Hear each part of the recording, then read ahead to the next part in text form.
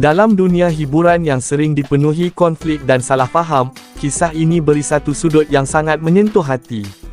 Puteri Sarah Liana menyifatkan bekas mentuanya, Datuk Yusof Haslam, sebagai mentua dari syurga. Walaupun hubungan perkahwinan telah berakhir, ikatan kekeluargaan yang terjalin tidak putus begitu saja.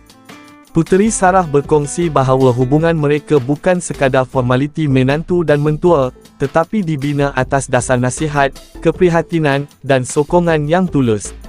Menerusi satu video yang tular, Datuk Yusof Haslam menitipkan pesanan penuh makna kepada Puteri Sarah tentang kehidupan dan jodoh. Antara yang paling menyentuh, beliau mengingatkan bahawa masa berjalan sangat pantas, kehidupan ini singkat, dan peluang membina keluarga tidak wajar ditangguhkan terlalu lama. Beliau juga menekankan bahawa rumah tangga memerlukan kesabaran, toleransi, dan sikap bertolak ansur.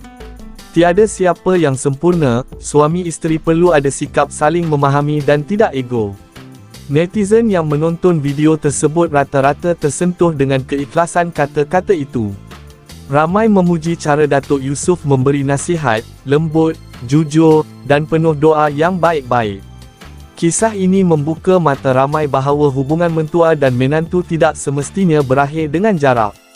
Ada juga yang kekal dengan hormat, sokongan, dan kasih sayang walau selepas fasa sukar. Ramai yang mengatakan, inilah contoh sebenar mentua yang membimbing, bukan menghukum. Mentua yang mendoakan, bukan menyalahkan. Apa pendapat anda?